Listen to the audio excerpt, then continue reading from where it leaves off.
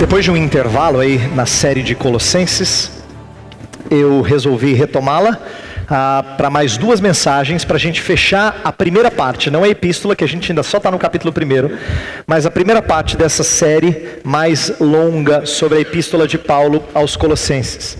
Uma série que está intitulada, baseada no verso 11 do capítulo 3, que fala que Cristo é tudo em todos.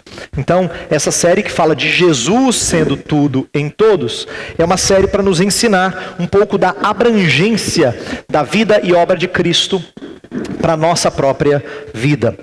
E a mensagem de hoje é baseada em Colossenses 1:18, que eu vou ler agora e depois vou pedir para as crianças fazerem um desenho. A passagem diz assim: Ele é a cabeça do corpo, que é a igreja. É o princípio e o primogênito dentre os mortos, para que em tudo tenha a supremacia. O desenho que eu vou pedir às crianças para fazerem é um desenho que criança pequena gosta de fazer. Escuta essa, Letícia. Eu quero que você desenhe as suas duas mãos na folha. Você consegue fazer assim? Contornar as duas mãos? Tá? Você vai desenhar as duas mãos na folha e depois você vai colocar um furo, um buraco no meio de cada uma das mãos. Tá? As duas mãos, você tem que primeiro contornar uma, depois a outra, e vai colocar um buraco, vai desenhar um buraco em cada uma das mãos. Tá bom? Pede ajuda da mamãe para você conseguir fazer. Ok. E eu quero começar lembrando a vocês da história mais famosa sobre essas duas mãos e o buraco nelas, que é a história de Tomé. Por que eu queria começar com a história de Tomé? Porque, curiosamente, Tomé é conhecido por ter duvidado da ressurreição de Jesus. Se eu perguntasse para você aqui, qual outro episódio de Tomé você lembra? Eu duvido que você vai lembrar. Porque eu fiz questão de procurar onde é que Tomé aparece por nome e vi que ele é só um personagem passageiro em dois outros episódios, em que ele faz uma pergunta, faz um comentário rápido. Ninguém lembra de Tomé nesses outros episódios. O nome dele aparece, mas ninguém lembra dele. Todo mundo lembra de Tomé por ter duvidado da ressurreição. Lembra que Jesus Cristo, principalmente no Evangelho de João, que lá é onde é narrado, fala que Jesus Cristo ressurgiu no primeiro dia da semana, e ele apareceu primeiro aos discípulos, apareceu a outras pessoas antes, as mulheres, apareceu aos discípulos na estrada de Emaús, mas ele entra onde os discípulos, os 11 discípulos estavam de portas trancadas, portanto com muito medo das autoridades judaicas, ele entra lá, ninguém sabe como, e ele diz a eles: paz, eu venho aqui trazer notícia de paz, eu vim falar da minha ressurreição, e na verdade para eles é motivo de grande ânimo. E eles contam para Tomé que não estava lá quando Jesus Cristo aparece da primeira vez.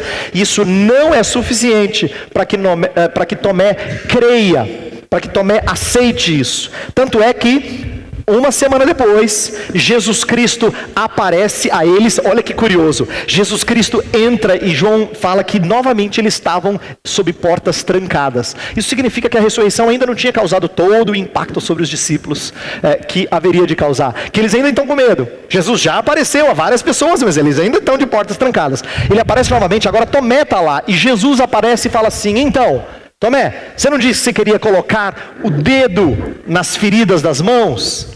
E na ferida do lado, porque Jesus Cristo tinha sido traspassado na sua lateral? Então eu vim aqui mostrar, encosta. E quando Jesus Cristo falou isso, ele usa exatamente as seguintes palavras: Tomé, põe aqui o dedo e vê as minhas mãos, chega também a mão e põe-na no meu lado. Não sejas incrédulo, mas crente. Porque Tomé tinha dito assim: se eu não encostar a minha mão nas suas feridas, de modo algum acreditarei. Então Jesus aparece e diz assim: é isso que você quer? Encosta aqui. Não sejas incrédulo, mas crente. E essa frase me lembra que na verdade Tomé não é o único a duvidar da ressurreição. Ressurreição sempre foi motivo de questionamento, sempre foi motivo de dúvida. Quer ver? Algumas coisas, estudando essa história, me chamaram a atenção. A gente está acostumado a pensar que logo que Maria Madalena, as outras mulheres, se depararam com os anjos, elas creram. Na verdade, o Evangelho de João diz que elas correram para falar para Pedro e João: olha, roubaram o corpo do Senhor. Elas não creram que ele tinha ressuscitado. que elas achavam que tinha acontecido é que tinham roubado o corpo do Senhor. Depois é que Jesus aparece a elas e elas não reconhecem no primeiro momento. E aí elas finalmente creem. Mesma coisa com Pedro. Pedro não aceita a notícia de Maria Madalena, corre para o sepulcro. Mesma coisa acontece com outros discípulos que não creram no primeiro momento. O Evangelho de Marcos fala que Jesus aparece a eles para censurar a sua incredulidade e dureza de coração. E na época de Jesus, tinham outros que tinham duvidado. Por exemplo, os saduceus. Saduceus era um grupo de religiosos que não cria que era possível alguém ressuscitar dos mortos. Então, uma vez quando Paulo está se defendendo perante autoridades religiosas, lá no Sinédrio, que era o órgão político e religioso que controlava as coisas entre o povo judeu, Paulo usa o fato de ser fariseu para dizer assim, eu sou fariseu e eu creio na ressurreição. Pronto, começou uma discussão e uma divisão, porque os fariseus criam e os saduceus não criam. Então tinham os saduceus. E curiosamente os saduceus, eles são meio que uma antecipação do que aconteceu no tempo da modernidade. Deixa eu explicar. Desde que o iluminismo, que foi aquele movimento do século XVIII, trouxe à tona algumas premissas, algumas suposições de que o miraculoso não acontece ou o sobrenatural não acontece, a maioria dos crentes que fala de ressurreição, escreve sobre ressurreição, desde o século XIX até hoje, a maioria deles se preocupa em levantar evidências históricas para provar que foi uma ressurreição verdadeira, histórica. Por quê? Porque era uma preocupação da modernidade. A ideia de que você tem que provar contra os antinaturalistas que Jesus Cristo já ressurgiu. Agora, esses exemplos na história, eles só mostram que dúvidas em relação à ressurreição sempre aconteceram, mas as dúvidas podem ser diferentes. Pessoas duvidam em relação à ressurreição por razões diferentes. Existem vários tipos de dúvidas com respeito à nossa vida religiosa. Por exemplo, tem gente que tem dúvida porque simplesmente é ignorante de várias coisas. Então ele diz, eu não acredito, mas eu não acredito porque ele não conhece. Tem gente que duvida porque já questiona, tem uma espécie de questionamento filosófico para isso. Então ele diz, eu não acredito nessas coisas porque a minha filosofia não permite. Tem gente que não tem maturidade teológica, por exemplo, para enfrentar outros que atacam a sua fé e por isso começam a questionar. Então tem tipos de questionamentos diferentes quando a gente fala de vida cristã, de vida religiosa. E tem um último tipo que eu quero ressaltar, que eu acho que esse vale a pena a gente ponderar um pouquinho, que é aquele que duvida porque sofreu alguma crise existencial, porque sofreu algum tipo de desapontamento. É aquela pessoa que diz assim, eu creio, mas aí alguma coisa acontece, o tapete sai e ele ou ela começa a duvidar. Eu creio que esse foi o tipo de dúvida que Tomé teve. Assim como foi o tipo de dúvida que os discípulos de Emaús tiveram. Por que eles não creem que Jesus ressuscitou, embora Jesus estivesse conversando com eles? Porque a gente cria que ele seria aquele que traria vitória sobre Israel, libertação, mas ele morreu. Eles ficaram tremendamente desapontados com essa realidade e é por isso que eles estão duvidando. E Tomé é assim. Tomé é um homem que teve um desapontamento religioso muito grande e por isso ele é cético. E eu acho que esse tipo de dúvida que Tomé teve é mais ou menos parecido com o que acontece em nossos dias. Eu também acho que os nossos dias estão repletos de dúvidas em relação à ressurreição. E eu quero falar especificamente dos evangélicos. E não é uma dúvida quanto à realidade ou historicidade da ressurreição. Se eu chegasse em qualquer igreja evangélica hoje e perguntasse aqui, quantos acreditam que Jesus realmente ressuscitou dentre os mortos? Eu imagino que a grande maioria, se não todos, diriam, eu acredito. Grande maioria, certamente. O problema não é se isso acontece ou não. O problema é de outra natureza. Eu creio que as nossas dúvidas, os nossos questionamentos têm mais a ver com a ideia de que quanto é que isso é relevante para as nossas vidas. A ressurreição nem sempre ganha essa ideia de relevância. Ela não parece ser a resposta para os nossos dilemas. Tanto é que, eu mencionei na liturgia, a gente fala de ressurreição na Páscoa, mas tirando a Páscoa, raramente a gente menciona a ressurreição. Raramente a gente expõe ressurreição. Parece sermão típico de Páscoa. Mas tirando Páscoa, ninguém fala assim, eu vou pregar sobre a ressurreição de Cristo. Poucas vezes a gente ouve. Isso é um sinal, uma evidência de que nós temos dificuldade de perceber o impacto da mesma para o nosso dia a dia. Eu acho que é nesse sentido que a gente se mostra incrédulo. Não é incrédulo de que ela aconteceu, mas incrédulo de que ela é realmente muito importante. E eu creio que é nisso que o texto de Colossenses que a gente leu nos ajuda. É nisso que o texto nos ajuda. Por quê? Porque quando Paulo escreveu aos cristãos de Colossos, ele está martelando na ideia de que Cristo é suficiente para a nossa vida. Ele é suficiente para a nossa redenção. E os colossenses, então, precisavam ser lembrados do significado da ressurreição. É como se eles tivessem perdido de vista que a ressurreição de Jesus Cristo teve grande impacto. O que eles estão expressando é uma espécie de dúvida. Uma espécie de questionamento, de ceticismo. E Paulo está trazendo à tona, então, essa verdade para confrontar esse tipo de ceticismo. Perceba que Paulo, no texto que a gente leu de Colossenses, se você quiser ler os textos ao redor, você vai perceber que em nenhum momento ele está preocupado em provar a ressurreição de Jesus. Ele não fala assim, porque eu vi aqui que aconteceu assim e tem testemunha. Tem outro texto em 1 Coríntios 15 em que ele fala de testemunhas, aqui não. Ele não está preocupado. Os de Colossos não tinham problema em crer na ressurreição. Não tinham. Eu não acho que eles achavam assim impossível que isso acontecesse. Eles não tinham problema de crer na realidade. Eles tinham dificuldade de crer na relevância da ressurreição para a vida deles. Isso eles tinham dificuldade. É por isso que o apóstolo Paulo, então, vai tratar de como a ressurreição tem impacto sobre a nossa vida. E é isso que eu gostaria de apresentar nessa manhã. Eu quero, na verdade, trabalhar quase que somente um ponto. Um ponto importante, que é mostrar como a ressurreição de Jesus Cristo foi um ponto de virada na história da redenção. Isto é, um momento chave, aquela assim guinada extraordinária que acontece na história da humanidade e que vai mudar muita coisa, consequentemente tem que nos impactar. A gente estudou nas últimas vezes que estávamos falando sobre Colossenses, de como Cristo ele tinha a primazia sobre a criação e a primazia sobre a redenção. Versículos 15 a 20 de Colossenses 1 tratam disso, de como Cristo é supremo, como Cristo tem poder sobre todas as coisas e ele vai redimir as coisas todas. Não significa salvar cada pessoa, mas que não só pessoas de vários lugares, mas o habitat onde as pessoas estão será alvo da redenção de Cristo. E que, diante disso, a ressurreição é um ponto-chave. E Paulo vai apresentar a ressurreição. E eu queria falar disso. Tem 3 palavras que Paulo usa aqui nesse texto que eu quero destacar. Ele fala que Cristo é cabeça, ele fala que Cristo é princípio e Cristo é primogênito. E essas 3 palavras apresentam a Cristo como um novo começo. Isto é, como alguém que inicia algo extraordinário que nós não podemos deixar passar desapercebidos. Então, eu vou falar rapidamente dessas 3 palavras e depois eu vou trazer de volta para o nosso ceticismo e o que a gente precisa aprender acerca da ressurreição que facilmente a gente esquece. Então vamos lá, vamos começar falando da cabeça. O texto fala que Cristo é a cabeça do corpo, que é a igreja. Cabeça do corpo. A palavra cabeça, ela tem 2 sentidos principais.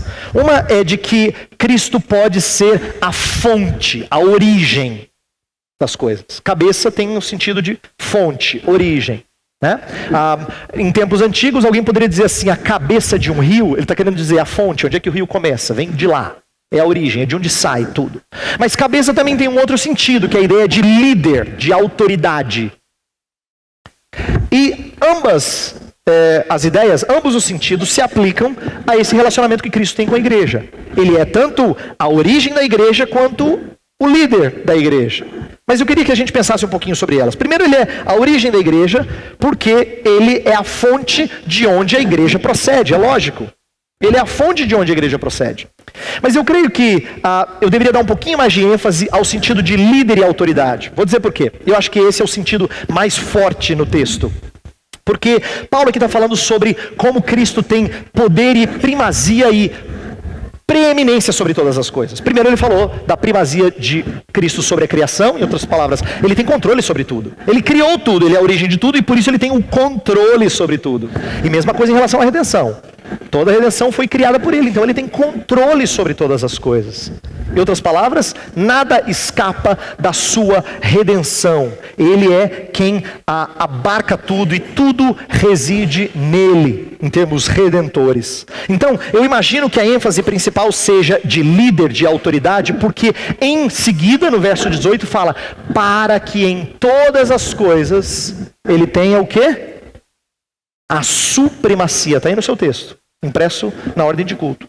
Para que em tudo tenha a supremacia. A ideia de Paulo é apresentar Cristo como sendo soberano, não só sobre as coisas feitas, mas sobre as coisas resgatadas. Ele é aquele que tem tudo sob o seu controle. Ele tem a supremacia em todas as coisas. Mas quando eu falei de dois sentidos de cabeça, eu não estou dizendo que só um pode estar presente. Eu acho até que ambos estão presentes no texto. Mas quando ele fala de cabeça, ele destaca a autoridade, mas não significa que não tenha a ver com fonte e origem. Por quê? Qual é a palavra seguinte do texto? Ele é o cabeça do corpo, da igreja, ele é o princípio.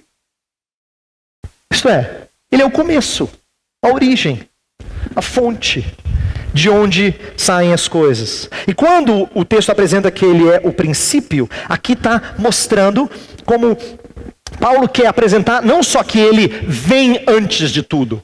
Acho que é mais do que isso. Paulo quer apresentar como Cristo é o princípio de uma nova era espiritual. Quando eu falo nova era, não pense naquele movimento religioso, não é disso que eu estou falando. De uma nova ordem, de um novo período, de uma nova fase. Jesus Cristo é o princípio desse novo período. O que é esse novo período? A Bíblia apresenta Cristo, por exemplo, como sendo o cabeça de um novo povo, uma nova humanidade. Por exemplo, Paulo escreve em alguns textos que Jesus Cristo é o último Adão. Você só conhece um Adão. Eu também só tinha ouvido falar de um Adão na história bíblica. Mas Jesus é chamado de o último Adão. O que Paulo está querendo dizer com isso? Que Jesus Cristo é aquele que, pela última vez, começa de novo. Ele é o princípio de um novo povo. Se Adão era o princípio de um povo, e foi um princípio que acabou começando muito mal, não demorou muito já, se desencaminhou, Jesus Cristo é o princípio de um outro povo, que agora vai começar, graças a ele, muito bem. O princípio de um novo povo que não tem barreiras étnicas. Um povo cuja cidadania não é deste mundo. A gente está amarrado a pessoas de várias etnias e de várias eras, como parte de um mesmo povo. Eu queria explicar um pouquinho mais disso para você entender o que é Jesus Cristo, seu princípio. Ele é o cabeça, ele é o princípio. A ideia é que nós vivemos numa fase muito estranha. Eu digo estranha mesmo. Não é à toa que crente tem umas tensões, tá? De vez em quando o crente fala assim, pastor, eu estou entendendo. Tem hora que parece que eu estou bem, tem hora que eu estou mal. Nós vivemos entre aquilo que a teologia fala que é o já e o ainda não. Tem coisas que já aconteceram na nossa vida, tem coisa que ainda não aconteceu. E a gente tem dificuldade de viver esse já e ainda não. O que eu quero dizer com isso? Jesus Cristo, quando ele faz a sua obra redentora, ele começa uma nova história. Só que essa nova história não anulou totalmente a história antiga. Então é como se Jesus estivesse fazendo uma sobreposição de histórias. Tá? Uma começou antes e vai terminar quando Cristo terminar a sua redenção. E quando ele começou, é quando começou uma nova história que vai para todo sempre. Essa sobreposição de eras ou de histórias é o que Cristo faz e que torna a nossa vida tão esquisita. Quer ver? Você e eu ouvimos de Jesus que ele trouxe o reino de Deus. Ele falou assim, se eu expulso os demônios pelo poder do Espírito, então o reino de Deus é chegado. E ele, de fato, instaurou o reino. Mas aí como é que ele ensinou você e eu a orarmos? Venha a nós o teu reino. Alguém pergunta assim, já veio ou não veio? Veio, mas também não veio. Veio ou não veio, pastor? Veio. Mas ainda não totalmente. Você e eu somos chamados de filhos de Deus. Se eu perguntasse para você, você é filho de Deus? Você diria, claro, pastor, sou filho de Deus. Mas a Bíblia diz em Romanos 8, 23, que nós estamos aguardando a adoção de filhos. Mas eu achei que eu já era. Mas você já é. Só que você ainda não é. Não totalmente, pelo menos. Porque aguardar a redenção de filhos, o texto fala que é a redenção do nosso corpo. Nós não somos filhos plenamente porque Deus não terminou a obra de redenção em nós. Mesma coisa com vida eterna. Você já tem vida eterna? Você fala, já, mas você morre. Verdade. Nós ainda estamos presos, de alguma maneira, à morte. A Bíblia chama você e eu de santos, separados. Mas a gente não tem coragem de dizer que a gente é santo. Porque a gente ainda não é. Pelo menos não totalmente. Moralmente falando. Você entende que esquisito? O reino já veio? Ainda não veio. Você é filho? Mas ainda está aguardando a adoção de filhos. Você tem vida eterna, mas você ainda morre. Você é santo, mas não é. Assim, não estou entendendo, pastor. Explica esse negócio direito. Eu acho que a melhor explicação é entender que Jesus Cristo é o início dessa nova era e que nós ainda não fomos totalmente tirados dessa história de baixo. Então, é por isso que a gente ainda está preso a algumas coisas. E é normal que nós estejamos, porque Cristo não nos tira do mundo, mas Ele quer que a gente viva nessa história aqui, olhando para essa história aqui, para a nova história que Ele começou, para a história que agora é diferenciada. E eu quero que você entenda que, quando Jesus Cristo é apresentado como o princípio, Paulo queria encorajar os de Colossenses, porque a gente sempre fica animado quando a gente tem um novo começo. Sabe, mesmo que a nossa história tenha sido ruim, se alguém chega e fala assim, ó, vamos começar do zero? Você fala, vamos, beleza, eu quero começar do zero. Quer ver, biblicamente, novos começos sempre trouxeram ânimo. O pastor Jailson acabou de pregar uma série sobre um dos maiores e mais famosos novos começos, depois do dilúvio de Noé. Quando Moisés leva o povo para a terra de Canaã, ali está um novo começo. Ele libertou do Egito e colocou na terra para começar de novo. No período dos juízes, por exemplo, cada vez que um juiz vinha, libertava o povo, era um novo começo. Mesma coisa quando pessoas foram tiradas do cativeiro babilônico. Para quê? Para um novo começo. Então, novo começo sempre teve essa ideia de trazer esperança, instigar essa expectativa de que agora sim a gente vai ter paz e alegria. Alegria e paz é o que todo mundo quer. E novo começo sempre inspira essa expectativa de alegria e paz. Por que Paulo estava falando de Cristo como o cabeça, o princípio de todas as coisas? Ele estava querendo ressaltar exatamente o que eles precisavam ouvir. De que Cristo já tinha iniciado uma nova história na vida deles. A ressurreição fora o início dessa nova era. Jesus é o cabeça, é a autoridade. Eles tinham que ouvir, os colossenses tinham que ouvir, não as autoridades espirituais que estavam ensinando coisas falsas, mas a Jesus Cristo.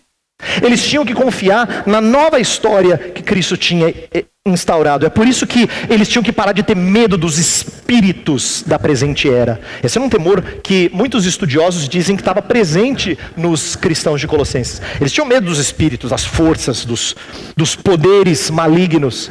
E esqueciam de que eles estavam agora amarrados a uma nova era, a uma nova ordem. Eu acho que essa ênfase de Paulo não tem aplicação só para os colossenses, tem para nós também. Quer ver? Quantos de nós aqui, ou melhor, vamos colocar de maneira diferente. A maioria de nós aqui gasta tanto tempo com atividades que nós chamamos de seculares, que às vezes se desanima. Quando você está assim mais crentão, assim mais fervoroso, você até diz assim, sabe o que eu quero fazer? Eu quero deixar as coisas seculares para eu poder fazer, para eu poder servir o Senhor. Para poder servir o Senhor. E quando nós dizemos isso é porque nós realmente sentimos o peso de fazer parte da história daqui, ó. A gente não quer, a gente queria fazer parte dessa história. Só que Jesus não quer que a gente faça parte dessa história deixando de realizar as nossas atividades aqui. E é por isso que as nossas atividades seculares, aquele emprego horrendo que você acha que você tem, ou aqueles momentos assim difíceis de cuidar de criança, de trocar fralda, de cuidar da casa, ou aqueles colegas insuportáveis de empresa, tudo aquilo que você acha que você suporta, mas que não faz sentido, são um lembrete para nós que nosso convívio em meio a essas atividades difíceis tinham que ser feito com olhos na nova história, na nova era. Eu vivo aqui, ó, mas meus olhos estão lá, e eu não perco essa história de cima de vista. Eu não perco. Eu vivo aqui, mas isso aqui não me detona, não me acaba. Por quê? Porque eu tenho olhos em coisas mais sublimes. É por isso que Paulo no capítulo 3 vai falar, buscai as coisas lá do alto. Ele queria que a gente tivesse atenção para isso. E aí a terceira palavra que está no texto que eu falei que eu ia explicar é a palavra primogênito. Verso 18 fala que ele é o primogênito de entre os mortos. A ideia é que Jesus Cristo não é só o primeiro. Eu expliquei algumas mensagens atrás, já faz um tempo, então eu tenho que relembrar. Que quando no versículo 15 fala que ele é o primogênito da criação, não está falando que ele é o primeiro criado. Primogênito para nós sempre traz um sentido cronológico. Eu creio que aqui no texto, Paulo não está preocupado primariamente com o sentido cronológico. Porque Jesus Cristo não foi o primeiro dos criados. A Bíblia não dá base para a gente dizer isso. Pelo contrário, ele é a fonte de todas as coisas criadas. Então ele não pode ser o primeiro criado. Ele não é criatura, ele é criador. Ele está em outra esfera, outra categoria. Então ele é primogênito como? Ele tem supremacia. Eu expliquei naquela época que primogênito era aquele, não necessariamente que nascia primeiro, mas aquele que acabava recebendo a autoridade de cuidar dos negócios do pai. Você lembra que Esaú nasce primeiro que Jacó, mas Jacó é que acaba sendo primogênito. Mesma coisa com os filhos de José. A Manassés nasce primeiro que Efraim, mas Efraim é que vira o abençoado com a primogenitura. Porque ser primogênito não é necessariamente nascer primeiro. Primogênito é aquele que tem a supremacia, o controle, a autoridade sobre as posses do pai. Eu até expliquei na época que faz a gente entender um pouquinho melhor a parábola do filho pródigo. Por que o irmão mais velho está tão irado? Porque a responsabilidade sobre o patrimônio do pai é dele. É dele. E o irmão vai e faz aquilo tudo. O irmão acaba com tudo. Por quê? Porque o primogênito era aquele que tinha a responsabilidade. Então, Jesus é quem tem a primogenitura da criação. Ele está por cima de tudo. E ele também tem a primogenitura da ressurreição. Ele é o primogênito dentre os mortos. Prova de que ele não é o primeiro a ressuscitar é que tem ressurreição tanto no Antigo Testamento quanto no Novo Testamento antes de Jesus. Lembra? Jesus Cristo ressuscitou pessoas. Ele não foi o primeiro a ressuscitar. É verdade que ele foi o primeiro de um outro tipo de ressurreição, isso é verdade. Ele foi o primeiro a ressurgir e nunca mais morrer. Mas eu creio que a ênfase principal do texto é de ressurreição, no sentido de ter a primazia, isto é, eu tenho o poder sobre a ressurreição. Tanto é que Jesus Cristo disse, porque eu vivo, vós também vivereis. Então Jesus Cristo se tornou supremo sobre os mortos. Ele tem a primazia sobre a obra da redenção. Ele está numa posição de autoridade e poder sobre todos os mortos. E eu queria que isso fosse aplicado de maneira correta para a nossa vida. Sabe por quê? Às vezes a gente aplica passagens da Escritura, da Bíblia Sagrada, de maneira errada. A gente fala assim, Jesus Cristo ele tem a primazia sobre a criação e sobre a ressurreição. Aí, olha a aplicação que às vezes as pessoas fazem. Você tem que deixar Jesus ser supremo na sua vida. Você precisa deixar Jesus ser rei no seu coração. Você precisa coroá-lo com muitas coroas. O texto não fala nada disso. O texto não está dando uma exortação para você deixá-lo ser supremo na sua vida. O texto está dizendo que ele é. Ele é. Eu não coroo a Cristo Jesus, porque não é uma democracia, eu faço parte de uma monarquia. Quem passa o poder para o rei é só o outro rei. Então eu não tenho poder nenhum de coroá-lo. Como eu não tenho poder nenhum de fazê-lo supremo na minha vida. Quem se faz supremo na minha vida é Ele. O que eu tenho que fazer? Só ouvir a notícia. Eu tenho que ser alguém que ouve a notícia. Ouve o Evangelho. É por isso que tal notícia tem um efeito, tem que ter um efeito muito prático. Quando Paulo apresenta a ressurreição, e ele vai mostrar isso na Epístola aos Colossenses, a gente vai chegar nisso um outro momento, quando eu fizer uma nova parte de Colossenses, mais lá na frente. No capítulo 3, ele vai mostrar como a vida ressurreta tem outra cara. Ele vai falar assim, se vós ressuscitastes com Cristo, pensai nas coisas lá do alto, buscai as coisas lá do alto. Aí ele vai falar sobre vida familiar, sobre trabalho, ele vai falar sobre pais e filhos, ele vai falar de como é que a gente se porta na igreja, ele vai explicar uma série de coisas com base na vida ressurreta. Em outras palavras, faz muita diferença o fato de Jesus Cristo ter ressuscitado dentre os mortos. E aí chega o meu ponto final, que é a razão de eu estar pregando isso aqui. Por que eu expus rapidamente esse texto? É para que eu e você pensássemos sobre o poder transformador da mensagem da ressurreição. Eu creio nisso. Às vezes eu me esqueço, mas eu creio nisso. E eu sei que você, como eu, também se esquece. Então eu queria lembrá-lo nessa manhã. Por quê? Porque o impacto sobre os apóstolos é uma razão para a gente imaginar quão grandiosa é essa verdade de ressurreição. Pensa nos apóstolos. Antes de Jesus Cristo ressuscitar, eles estão com tanto medo que eles negam a Jesus.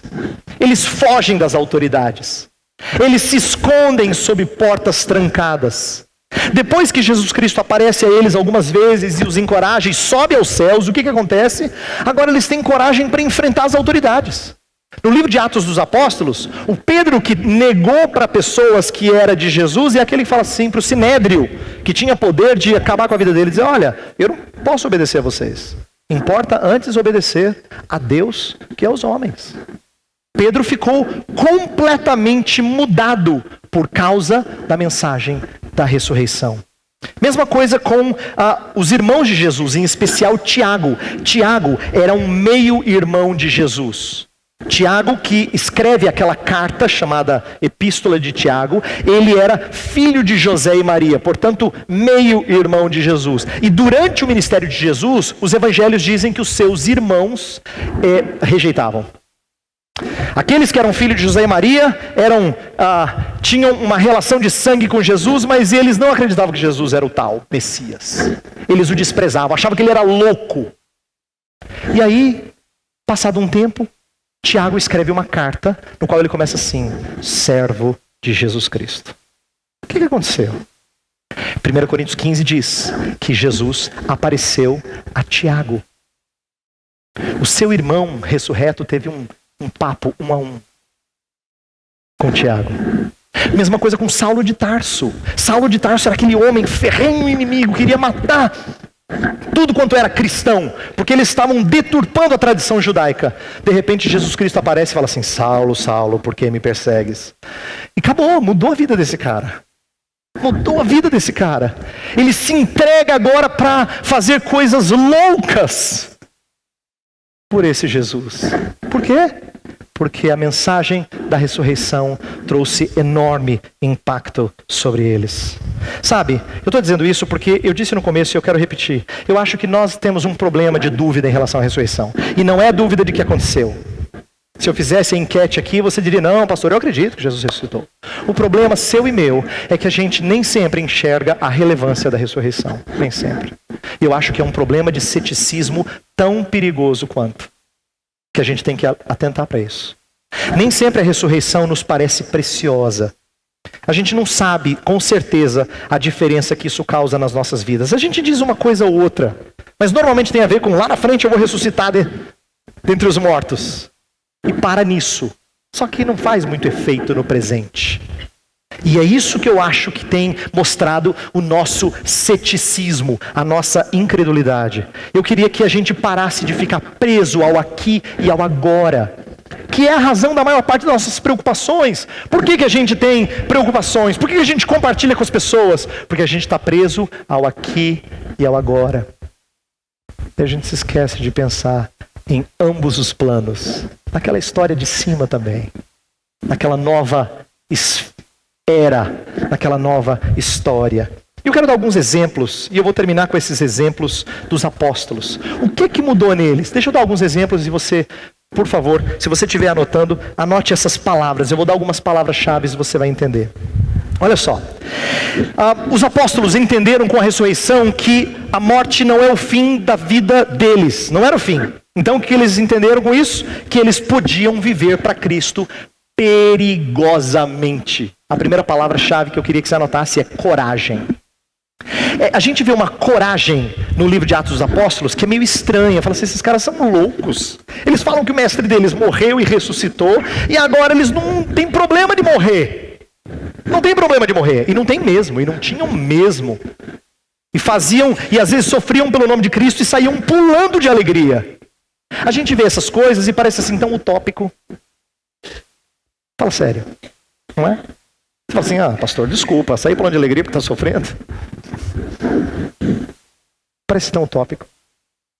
Mas por que eles pulavam de alegria? Porque eles sabiam que todo sofrimento era porque eles estavam servindo ao Senhor Jesus.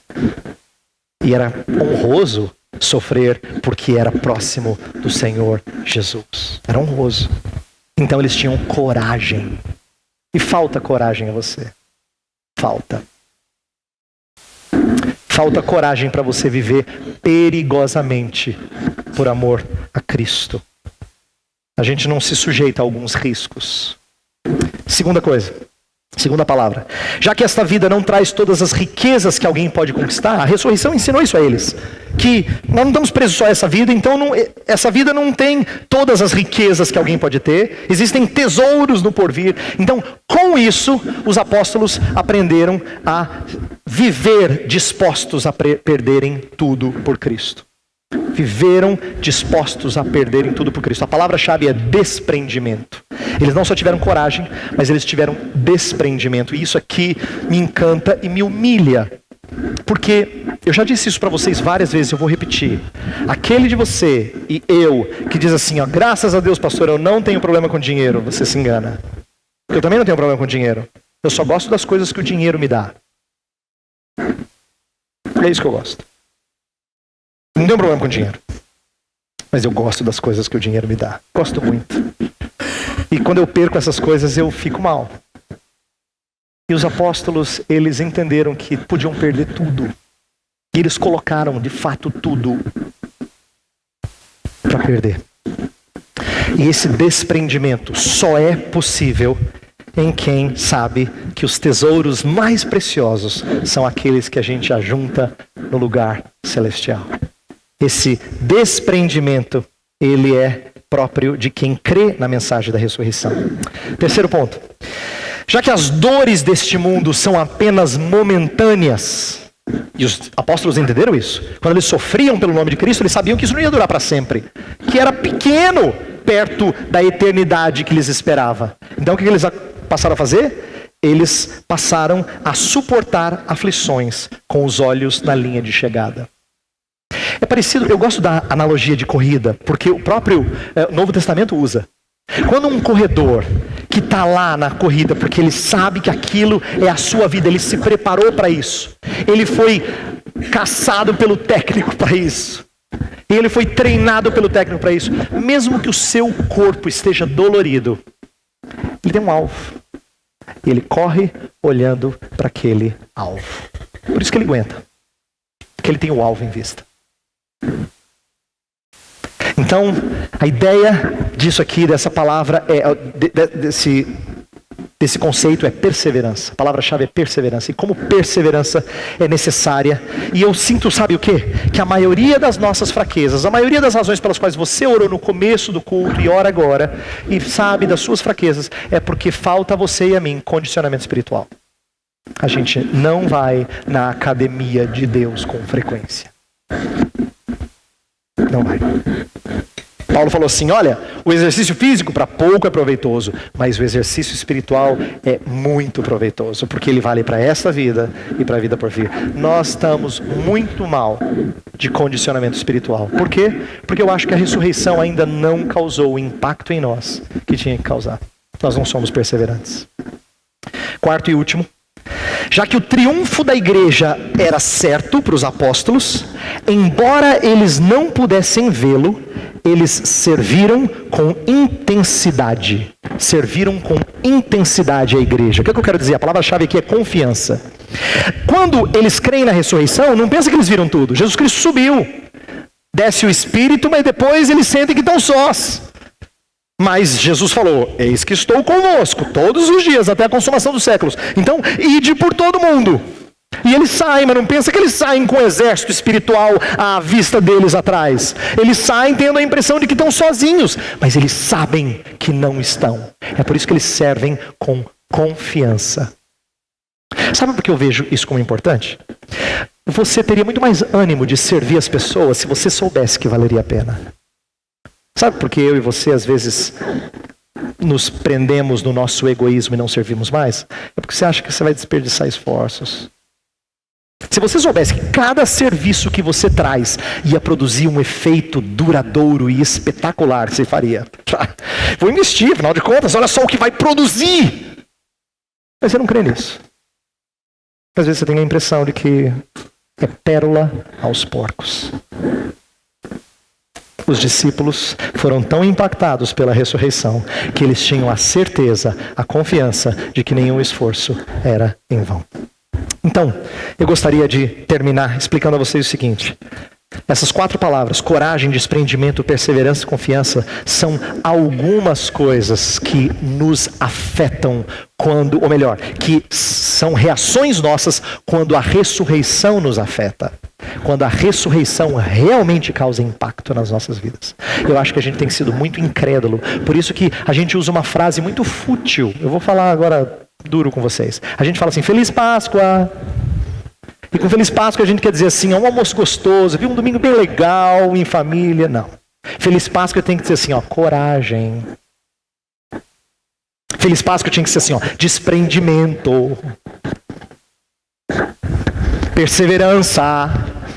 Confiança. Tinha que ser assim. Já pensou se você desejasse Feliz Páscoa sabendo que a pessoa precisa dessas virtudes? Não de um almoço gostoso em família. Isso é fácil. Isso é fácil. A gente precisa aprender o impacto da ressurreição sobre as nossas vidas e parar de sermos incrédulos. Eu quero terminar com a história que os meninos desenharam. Por que eles desenharam as 2 mãos com os furos aqui? Porque era o que Tomé queria ver. Crianças, se vocês desenharam as 2 mãos com o furinho aqui em cada mão, essas são as mãos de Jesus Cristo. E Tomé queria ver o machucado na mão de Jesus para ter certeza que era ele. Porque ele não acreditava muito fácil. Mas quando ele teve certeza que era ele, sabe o que ele falou? Senhor meu e Deus meu. O impacto da ressurreição foi tão precioso que ele caiu em louvor. Ele não se aguentou. Ele não se aguentou. Ele caiu em louvor. Ele teve a tristeza de ser incrédulo antes, mas quando ele acreditou, ele falou, Senhor meu e Deus meu. Eu queria que você saísse daqui assim, sabe? Não dizendo que Páscoa é um momento gostoso. Não dizendo Feliz Páscoa daquele jeito fútil que a gente fala. Mas dizendo Senhor meu e Deus meu. Vou pedir que Deus faça isso comigo e com você hoje. Que nos dê mais noção do impacto da ressurreição. Feche os seus olhos, vamos orar.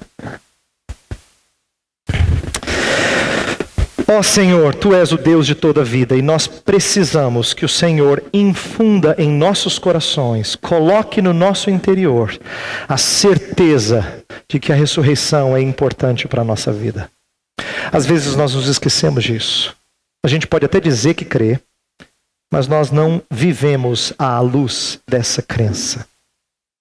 Nossa oração nessa manhã é que o Senhor nos relembre o impacto da ressurreição sobre discípulos no passado e o impacto que tem que ter hoje nas nossas vidas. Ajuda-nos, Senhor.